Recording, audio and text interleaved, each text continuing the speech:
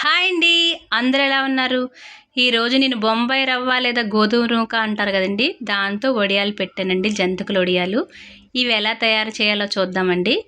ముందుగా ఒక లోటా నిండా ఈ నూకను తీసుకున్నానండి. మనం దేనితో అయితే నీళ్ళు కొనాలనుకుంటో దాంట్లో ఈ నూకను తీసుకొని, ఇది ఒక అంత అయితే నీళ్ళు 4 వంతులు నీళ్ళు ఫుల్గా వేయాలండి. ఇంకొంచెం వేసుకున్నా కూడా ఏం పర్వాలేదు.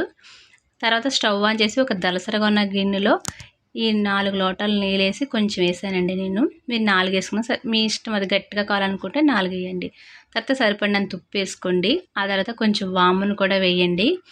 ఆ తర్వాత ఒక 10-12 పచ్చిమిరకాయలు తీసుకొని అందులో ఒక 2 పెద్ద స్పూన్ల జీలకర్ర వేసి గ్రైండ్ చేయాలండి. గ్రైండ్ చేసిన ఈ మిశ్రమాన్ని కూడా మరిగే నీళ్ళల్లో వేయాలండి.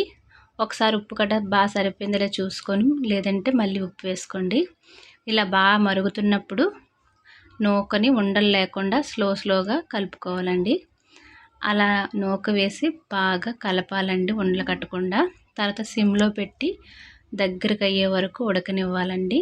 ఒక 10 పావు గంట అలా అయితే ఉడికిపోతుందండి. అతను స్టవ్ ఆఫ్ చేసి వేడి చల్లారనిచ్చి కొంచెం గోరువెచ్చగా ఉన్నప్పుడే జంతికల గొట్టంలో వేసి వడియాలు పెట్టుకోవాలండి. ఇలా గరిటెతో తీసి కొంచెం కొంచెంగా వేసి పెట్టాలండి. మరీ చల్లగా అయిపోయినా వడియాలు రావు. అలా అని వేడిగా వేసేస్తే ముద్దగా వచ్చేస్తాయండి. కొంచెం చల్లారనిచ్చి స్లోగా పెట్టాలండి. అంతేనండి జంతికల వడియాలు. ఎండిన తర్వాత ఎలా ఉన్నాయనేవి నేను నెక్స్ట్ వీడియో చేస్తానండి.